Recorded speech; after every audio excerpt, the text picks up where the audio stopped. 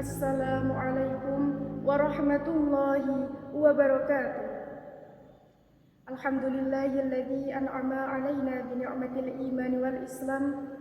Asyhadu an la ilaha illallah wahdahu la syarikalah wa asyhadu anna Muhammadan 'abduhu wa rasuluhu shadiqul amin. Allahumma shalli 'ala 'abdika wa rasulika Muhammadin wa 'ala alihi wa sahbihi ajma'in. Amma ba'd. Dewan juri yang saya ta'zimi, hadirin rahimakumullah. Seiring puji yang tak pernah henti hanyalah milik Allah yang Maha Suci. Senandung rindu yang tak pernah layu hanyalah milik Allah yang Maha Tahu. Segenap sanjung tertumpu hanyalah milik Allah yang Maha Agung. Salawat berbingkai salam, marilah kita sanjungkan kepada mahkota alam, pelipur lara di kala duka, pengobat kalbu di kala rindu, penenang hati di kala tersakiti, yakni habibana wa nabiyana Muhammad sallallahu alaihi wasallam, nabi akhir zaman yang syafaatnya selalu kita nantikan. Pada kesempatan yang mulia ini, perkenankanlah saya Umi Khairun Naswa dari Universitas Nurul Huda untuk menyampaikan sebuah tausiah yang saya beri tema Peran Pemuda di Zaman Milenial. Hadirin, berbicara mengenai pemuda pasti identik dengan masa muda, masa yang hebat luar biasa, dikarenakan masa mudalah masa yang paling tepat, masa yang paling kuat untuk senantiasa taat kepada Allah Sang Pemilik Nikmat. Hal ini seirama dengan pendapat salah seorang ulama tafsir Al-Quran, Syekh Abu Al-Fida Ismail bin Katsir. Beliau menyatakan dalam kitab tafsirnya, Syabbanu wa huwa quwwatu ba'da tu'af. Masa muda adalah masa penuh kekuatan setelah sebelumnya berada pada masa kelemahan. Sehingga pantaslah proklamator kita, Bung Karno pernah berkata, beri aku 10 pemuda, niscaya akan kuguncangkan dunia. Sehingga wajar pemuda memiliki peran penting di dalam maju mundurnya suatu negara.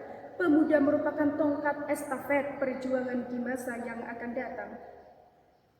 Hadirin yang berbahagia, berbicara mengenai generasi muda, marilah sejenak kita melihat di era tahun 90-an, di mana pemuda memiliki semangat yang tinggi, sehingga pemuda dianggap sebagai pelopor pembangunan bangsa, sehingga pemuda dianggap sebagai pelopor pemersatu bahasa melalui Sumpah Pemuda Indonesia. Sedangkan hadirin, sungguh miris bukan dengan apa yang terjadi sekarang.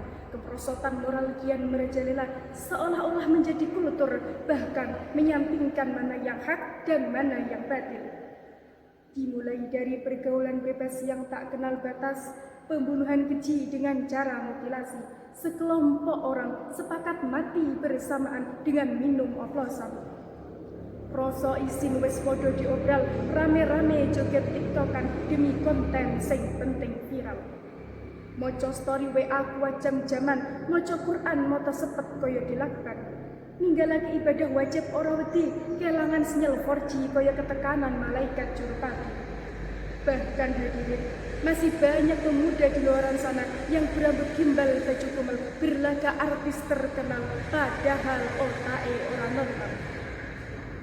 Inilah potret kehidupan pemuda zaman sekarang. Kemerosotan moral tak boleh kita biarkan, apalagi menutup mata dan tak melakukan apa-apa.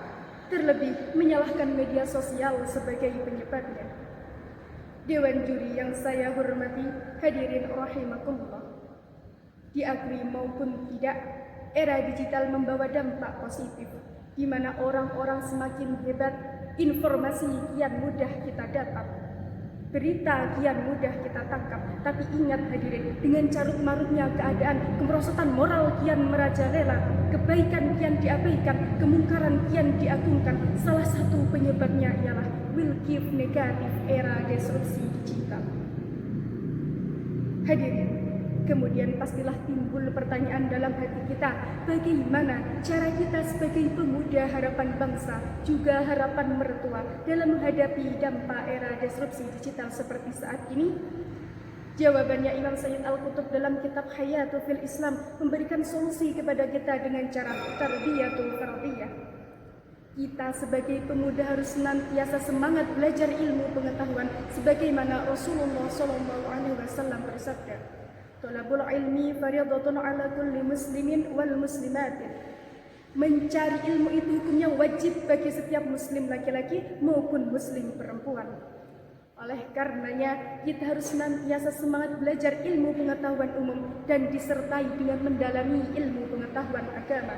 Dikarenakan salah seorang ilmuwan Albert Einstein pernah berkata, agama tanpa ilmu itu buta, ilmu tanpa agama itu sangat berbahaya.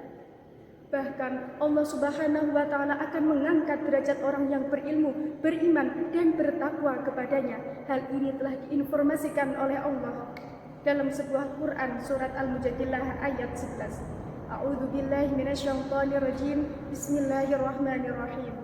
Yarfa'illahu alladhina amanu minkum walladzina utul ilma darajat. Allah akan mengangkat derajat orang-orang yang berilmu di antara orang-orang yang diberi ilmu pengetahuan beberapa derajat. Hadirin, oleh karenanya pemuda zaman sekarang harus berani tampil di depan.